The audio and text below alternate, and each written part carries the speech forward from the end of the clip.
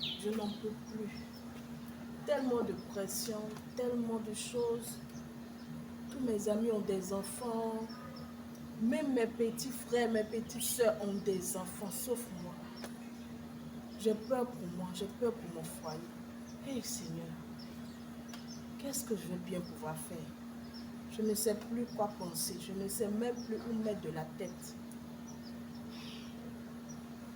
Il faut peut-être que j'aille en parler avec mon mari lui-même. C'est mieux que j'aille en parler avec lui.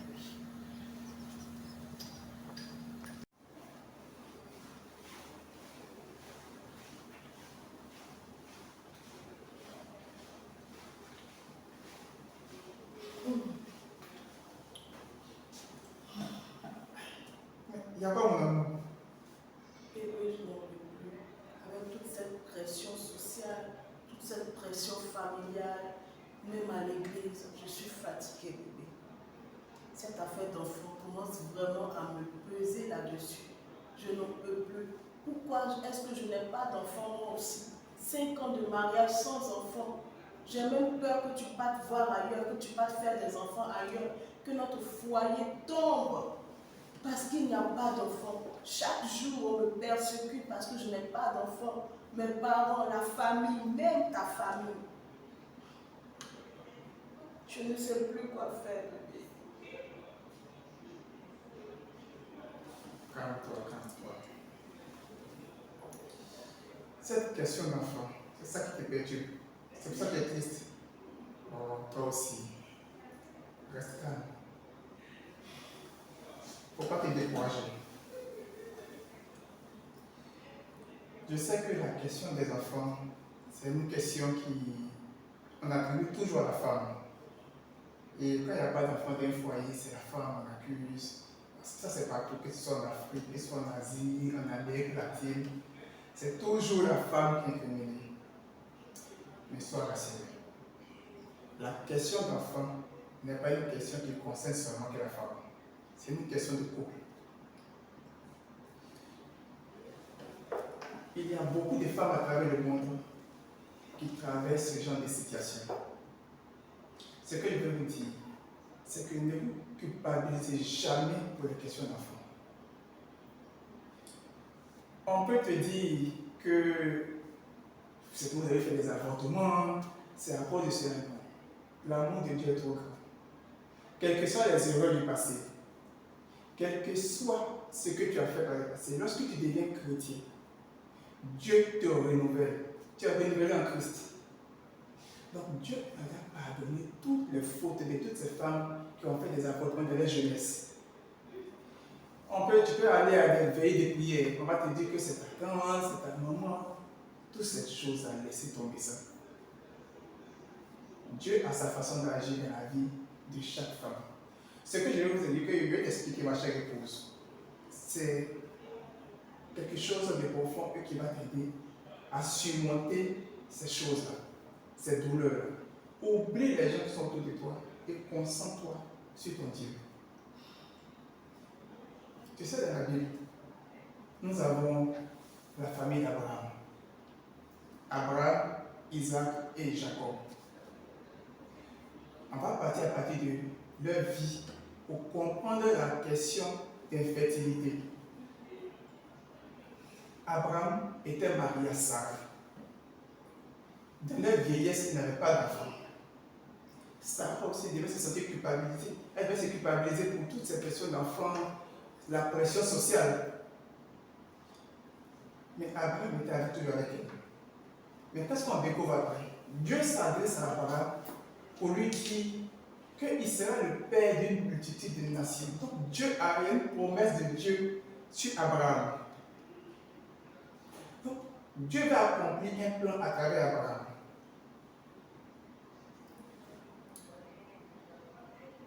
Abraham a eu un enfant plus tard avec Sarah. Elle a mis au monde son fils Isaac. Isaac a eu pour femme Rebecca, une jeune fille que son père a choisie qui était vierge, qu'un homme n'a jamais touchée. Toute jeune, elle aussi ne faisait pas d'enfant. La même Rebecca, par la prière, a eu des enfants. Et c'était des jumeaux. Et Dieu dit à Rebecca, dans ton ventre, il y a des jumeaux parce qu'il y a deux peuples.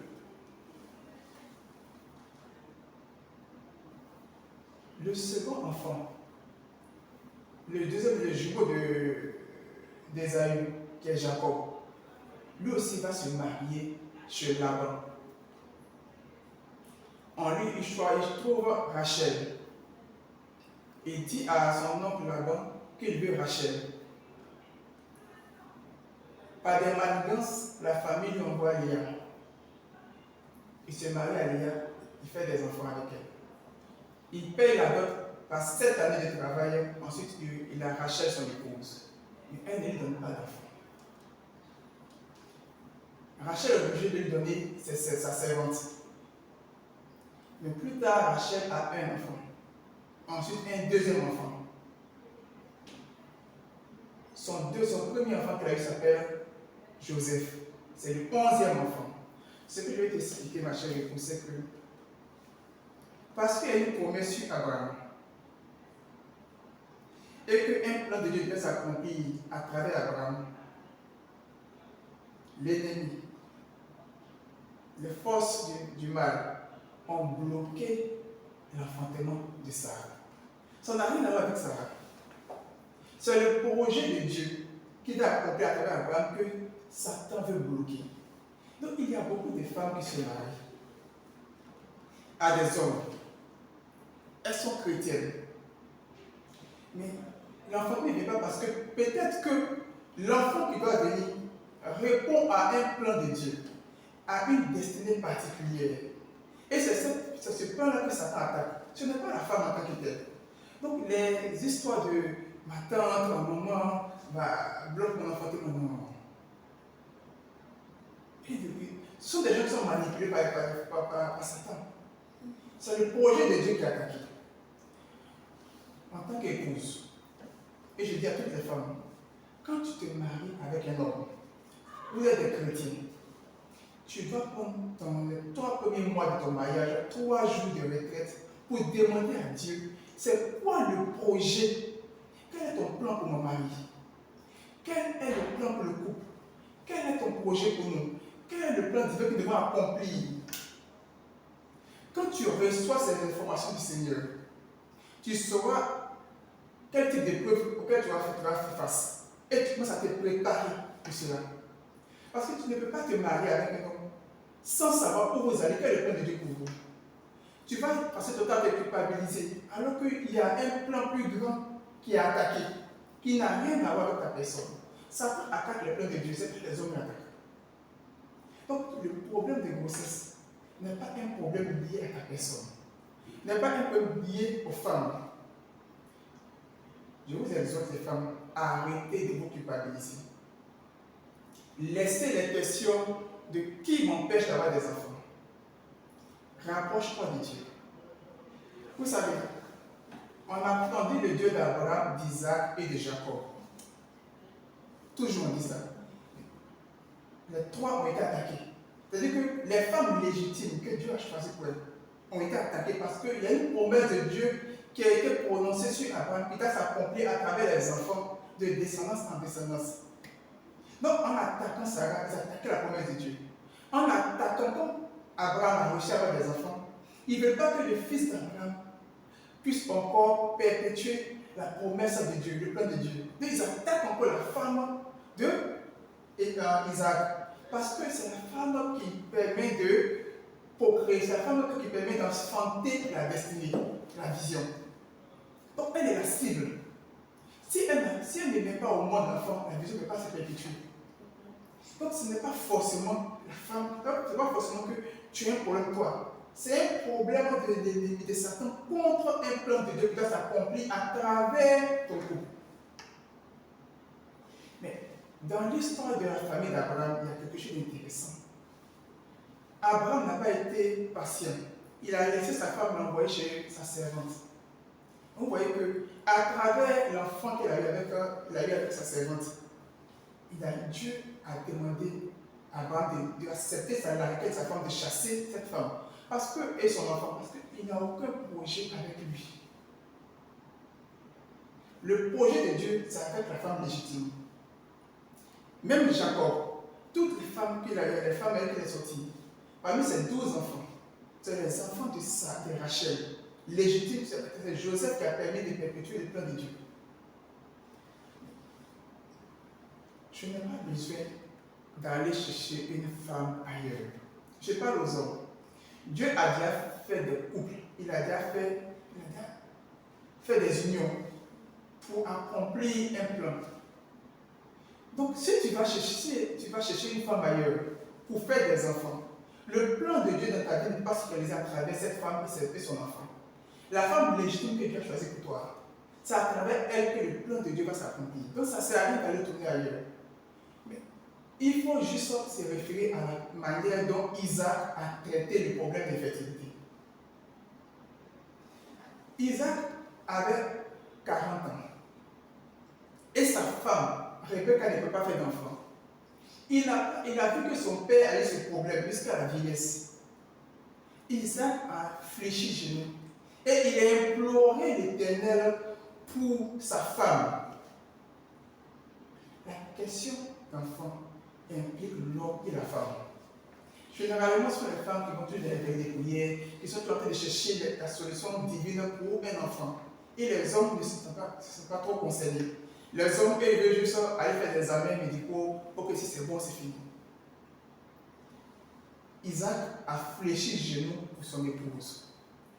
Donc, il faut que les maris chrétiens fléchissent genoux avec les femmes pour que les femmes puissent sortir de cette question d'infertilité. Parce que peut-être que l'infertilité même n'est pas liée à elle. Toi, tu as un plan de Dieu sur ta vie. Elle est là pour t'accompagner. Donc, comme l'ennemi veut t'attaquer, toi, il bloque ton enfant. Et on accuse la pauvre dame. On accuse la pauvre dame. C'est toi qui dois te plier devant l'Éternel pour dire: ah Seigneur, tu m'as fait une promesse à la vie. Tu as dit que tu vas accomplir telle chose à travers moi. Mais depuis mon époux n'arrive pas à me donner quelque chose, je prie pardon. Je t'implore, Seigneur, pour que ta promesse se réalise. Seigneur, que mon épouse tombe enceinte. Lorsque Isaac a fléchi genoux pour son épouse, la Bible dit quoi? Dieu exauça sa prière. Il ne s'agit pas de s'asseoir pour dire que bon, Dieu dit qu'on aura des enfants et on a si, on y fait rien. L'homme doit s'impliquer sur le plan spirituel au même titre que sa femme. Tu comprends mon épouse? Donc ce n'est pas toi personnellement que l'ennemi attaque. Les gens du monde ne comprennent pas certaines choses. Mais c'est un plan de Dieu que Satan attaque à travers toi. Toutes les femmes dans ta situation, toutes les femmes qui traversent ce genre de situation, je parle à toutes les femmes, peut-être que ton foyer est en danger. Peut-être que ton mari veut te quitter parce qu'il y a trop de pression. Il ne faut pas paniquer. Il faut implorer l'Éternel. Il faut prier Dieu. Et je prie que tous les hommes qui vont écouter cette vidéo, qui vont écouter sur cette émission, puissent s'associer à les femmes pour prier pour que Dieu fasse le miracle. Même s'il a été dit de façon clinique que la femme est stérile, comme Sarah était stérile, comme Rebecca était stérile, comme Rachel ne faisait pas. Mais souviens-toi que lorsque par la prière, Dieu peut changer la situation. Et ça arrive à beaucoup de femmes. Il faut croire en Dieu surtout. Il faut que les hommes s'impliquent à cela. Voilà ce que je peux te dire en ce moment, ma chère épouse. Est-ce que tu te sens réconforté? Merci, papa. Merci. Tes paroles me redonnent beaucoup d'espoir. Surtout, me redonnent la paix dans le cœur. Merci pour ces paroles. Merci pour ton soutien. Et merci pour tout. D'accord. Nous allons prier pour toutes les femmes qui sont dans cette situation. Chaque femme qui va tomber sur cette vidéo, elle met sa main sur son ventre. Et elle dit: Père, tu as dit dans ta parole, dans le livre de Genèse, que hommes et femmes, soyez féconds, remplissez la terre. Donc, sur la base de cette parole que tu as prononcée, Père, moi et mon époux, nous sommes féconds. Et je déclare en ce jour que l'année prochaine, à la même période, j'aurai mon enfant entre mes mains. Et cela se réalise au nom de Jésus-Christ. Je vais prier pour toutes les femmes, pour toutes les personnes qui souffrent d'insuffisance rénale. Là où tu touches tes reins. Et je déclare qu'au nom de Jésus-Christ, l'insuffisance rénale dont tu souffres disparaît maintenant. Disparaît maintenant, car Dieu te délivre cette période.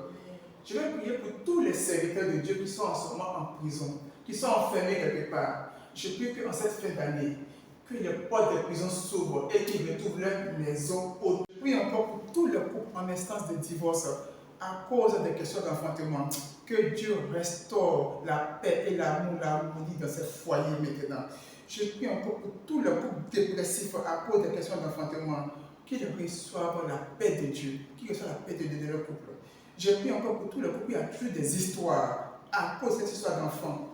Que Seigneur lui-même soit la solution à ces problèmes. Que l'harmonie revienne dans vos foyers. Que l'amour revienne dans vos foyers. Parce que Dieu va vous visiter en cette période. Et l'année prochaine, vous allez voir des miracles s'opérer dans votre couple. Je prie encore pour tous les couples, pour les femmes qui ne s'entendent pas avec leur belle famille à cause de l'enfantement. Que le Seigneur lui-même apaise ces belles familles et qu'il ramène la stabilité, la paix dans le cœur de ces femmes. Je prie encore, Seigneur Jésus, que les belles familles arrêtent de mettre la pression sur leurs belles-sœurs à cause des questions d'enfantement. C'est Dieu qui décide de ces choses. Je prie encore pour toutes les femmes qui ne respectent pas leur mari, qui sont insoumises.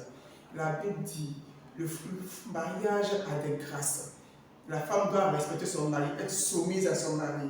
Toutes ces choses-là ouvrent la porte des grâces et des bénédictions du foyer. Pour que ton mari soit en paix, soit joyeux pour prier pour toi, il faut qu'il sente en toi une femme modèle, une femme chrétienne, une femme soumise, une femme qui marche, qui manifeste l'amour, la compassion et la joie de vivre. Que Dieu bénisse tous les couples en difficulté et que l'année prochaine, il y ait des témoignages d'enfantement dans le nom puissant de Jésus-Christ. Amen.